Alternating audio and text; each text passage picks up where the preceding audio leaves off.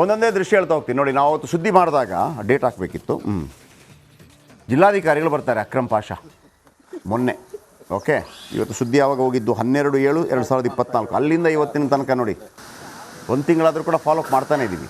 ನಾವು ಹೇಳಿದ ನಂತರ ಆ ತುಕ್ಕಿಡಿಯುವಂಥ ಸ್ಕೂಟರ್ಗಳಿಗೆ ಟಾರ್ಪಲ್ ಹೊದಿಕೆ ಹಾಕಿದ್ರು. ಇಲ್ಲಾಂತಂದರೆ ಅದು ಆಮೇಲೆ ಈ ಪಾಪ ವಿಶೇಷ ಚೇತನರು ಬಂದು ಯಾರ ಹತ್ರ ಜಗಳ ಮಾಡ್ತಾರೆ, ಹೋಗೋ ಅಂತ ಹೊಡೆದು ಕಳಿಸ್ತಾರೆ.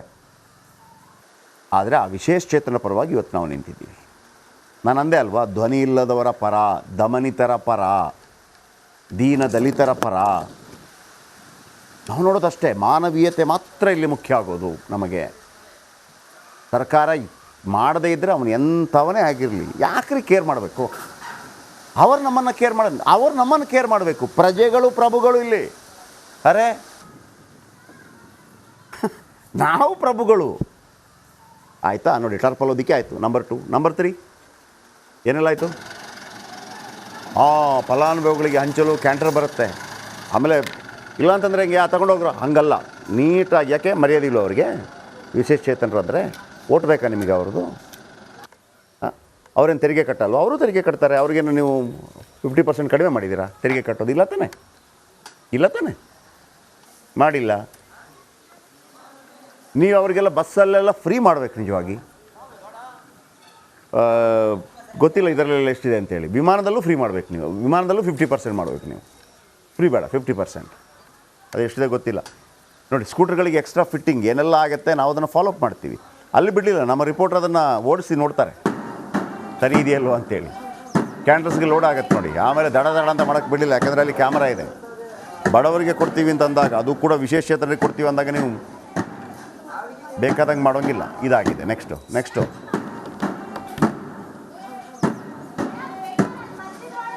ಸ್ವಲ್ಪ ಬೇಗ ಹೋಗಲಿ. 3-6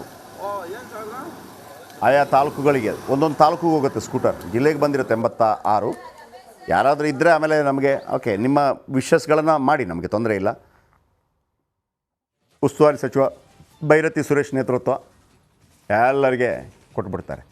ಇದು ನಾವು ಬರದೇ ಇದ್ದರೆ ಇದು ಆಗ್ತಿರ್ಲಿಲ್ವ? ಆಗ್ತಿತ್ತೇನೋ, 1 ವರ್ಷ ಕಳೀತಿತ್ತೇನೋ. ಆಗ ಗಾಡಿಗಳು ತುಕ್ಕಿಡಿದ್ಬಿಟ್ಟು 86 ಗಾಡಿಯಲ್ಲಿ 46 ಗಾಡಿ ತುಕ್ಕಿಡಿದಿದೆ. ಅದನ್ನು ಡಬ್ಬಕ್ಕೆ ಹಾಕಿ ಆಮೇಲೆ ಅಷ್ಟಾಗುವಾಗ ಈ ವಿಶೇಷ ಚೇತನರಲ್ಲಿ ಕೆಲವು ವಯಸ್ಸಾದವರು ಸತ್ತೋಗ್ಬಿಡ್ತಿದ್ರು. ಮತ್ತು ಯಾರಿಗೇನು ಬರ್ತಿತ್ತು? ಈಗ ನೋಡಿ, ಬಂತು 6 ತಿಂಗಳಲ್ಲಿ ಇಟ್ಟಿದ್ರು ನೋಡಿ ಹೆಂಗೆ ಹೋಗ್ತಾ ಇದ್ದಾರೆ. ಅಡ ಸಾಕಲ್ವಾ? ಅವ್ರಿಗೆಲ್ಲರಿಗೂ ಖುಷಿ ಬಂತಲ್ವಾ? ತಗೊಂಡೋದ್ರಲ್ವಾ? ಇನ್ನು ಅವ್ರು ನೋಡ್ಕೋತಾರೆ. ಇದು 100% ಇಂಪ್ಯಾಕ್ಟ್ ಅನ್ನೋದು ಇದಕ್ಕೆ. ಅಲ್ಲಿ ನಾವು ನೋಡಿಲ್ಲ ಸ್ವಾಮಿ, ಅವನು ಲಿಂಗಾಯತನೋ, ಒಕ್ಕಲಿಗನೋ, ಬಂಟನೋ, ದಲಿತನೋ ಮತ್ತು ನೋಡಿಲ್ಲ.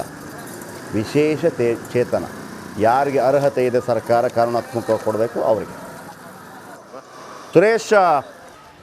ಸುರೇಶ್ ಮತ್ತು ಅಲ್ಲಿ ಕ್ಯಾಮ್ರಾಮ್ಯಾನ್ ಯಾರು? ಶಿವಕುಮಾರ್ ಅಲ್ಲಿಯ ಕ್ಯಾಮ್ರಾಮ್ಯಾನ್, ಸುರೇಶ್ ಅಲ್ಲಿಯ ನಮ್ಮ ಪ್ರತಿನಿಧಿ. ಅವರ ನಂಬರ್ ಕೂಡ ಕೊಟ್ಟಿದ್ದೀನಿ. ಸುರೇಶ, 86 ಜನರಿಗೆ ಒಂದು ಗಾಡಿ ಕೊಡಿಸಿದಿರಿ. ಏನು ಅನ್ನಿಸ್ತಾ ಇದೆ? ಸಾಧಾರಣವಾಗಿ ಹೆಂಗಿರುತ್ತೆ ಅಂದರೆ, ಕುಮಾರಸ್ವಾಮಿ ಏನು ಹೇಳಿದರು, ಕುಮಾರಸ್ವಾಮಿಗೆ ಸಿದ್ದರಾಮಯ್ಯ ಏನು ಹೇಳಿದರು, ಸಿದ್ದರಾಮಯ್ಯ ಯಾರಿಗೆ ಬೈದರು, ಆಮೇಲೆ ಯಡಿಯೂರಪ್ಪ ಯಾರಿಗೆ ಬೈದರು, ಇದೇ ಆಗೋಗ್ಬಿಡುತ್ತಲ್ವ ನಮ್ಮ ಏನು ರಿಪೋರ್ಟಿಂಗ್ ಜೀವನ ಅಂದರೆ. ಈಗ ನೋಡಿದರೆ 86 ಜನ ನಿಮ್ಗೆ ಅರಸಿ ಹೋಗ್ತಾರೆ. ಸುರೇಶ್ ಅವರೇ ಒಳ್ಳೆಯದಾಗಲಿ ನಿಮಗೆ ಹೇಳಿ ಹೋಗ್ತಾರೆ. ಹೆಂಗೆ ಅನಿಸುತ್ತೆ ಇದು? ಖಂಡಿತ ಕ್ಷೇತ್ರ. ಯಾಕಂತೇಳಿದ್ರೆ ಇವತ್ತು 86 ಜನಗಳು ಇವತ್ತು ನಿಜವಾಗ್ಲೂ ಸಹ ರಿಪಬ್ಲಿಕ್ ಕನ್ನಡಿಗೆ ಧನ್ಯವಾದಗಳು ತಿಳಿಸಿರುವಂತದ್ದು. ಅದನ್ನು ಸಹ ತುಂಬ ಹೃದಯದ ಧನ್ಯವಾದಗಳು ತಿಳಿಸಿರುವಂತದ್ದು. ಪ್ರಮುಖವಾಗಿ ಸುಮಾರು 6 ತಿಂಗಳಿಂದ ಏನು ಬಿಸಿಲು ಮತ್ತೆ ಮಳೆಗೆ ಏನು ಮೈಯೊಡ್ಡಿದ್ದಂತಹ ಇವತ್ತು ದ್ವಿಚಕ್ರ ವಾಹನಗಳು ಇವತ್ತು ಫಲಾನುಭವಿಗಳ ಮನೆಗಳಲ್ಲಿರುವಂತದ್ದು ನಿಜವಾಗ್ಲೂ ನಿತ್ಯ ಸಂತೋಷಕರ ವಿಷಯ. ಯಾಕಂದ್ರೆ 86 ಜನ ಅರ್ಜಿ ಸಲ್ಲಿಸಿ ಏನು ಜಾತಕ ಪಕ್ಷಿಗಳಂತೆ ಕಾಯ್ತಾ ಇರ್ತಾರೆ. ಆದ್ರೆ ಇಲ್ಲಿ ಏನು ಜನಪ್ರತಿನಿಧಿ ನಿರ್ಲಕ್ಷ್ಯ ಅಂತ ಹೇಳ್ಬೋದು. ಮತ್ತೊಂದೆಡೆ ಏನು ಚುನಾವಣಾ ನೀತಿ ಸಮಿತಿ ಬಂದರೆ ಆದರೆ ಇವತ್ತು ಏನು ಫಲಾನುಭವಿಗಳಿಗೆ 86 ಜನ ಫಲಾನುಭವಿಗಳು ವಿವಿಧ ತಾಲೂಕುಗಳಿಗೆ ಇವತ್ತು ಹಂಚಿಕೆ ಆಗಿರುವಂತದ್ದು ನಿಜಕ್ಕೂ ಒಂದು ರೀತಿಯ ಏನು ಫಲಾನುಭವಿಗಳಿಗೆ ಸಂತೋಷಕರ ವಿಷಯ ಅಂತ ಹೇಳ್ಬೋದು. ಪ್ರಮುಖವಾಗಿ ಏನು ಜುಲೈ 12ರಂದು ಇದರ ಬಗ್ಗೆ ಏನು ರಿಪಬ್ಲಿಕ್ ಕನ್ನಡ ಸವಿವರವಾಗಿ ಒಂದು ರೀತಿಯ ವರದಿಯನ್ನು ಮಾಡುತ್ತೆ. ತದನಂತರ ಏನು ಜಗದೀಶ್ ಅಂದ್ರೆ ಅಲ್ಲಿದ್ದಂತಹ ಫಲಾನುಭವಿಗಳಿಗೆ ಏನು ವಿತರಣೆ ಆಗುವವರೆಗೂ ಸಹ ನಾವು ಓಕೆ ನೋಡಿ ಇದು ಹಂಗೆ ಬರ್ತಾರೆ ನೋಡಿ ವಿಶೇಷ ಚೇತನರು. ಇದು ಇವ್ರಿಗೆ ತಲುಪಬೇಕು. ನಮ್ಮ ಸುದ್ದಿಯ ಕಾರಣಕ್ಕಾಗಿ ನೋಡಿ ಹಿಂಗೆ ಬಂದ್ರಾ ಹೆಂಗೆ ಹೋಗ್ತಾರೆ ನೋಡಿ. ಹೀರೋ ಆದಂಗೆ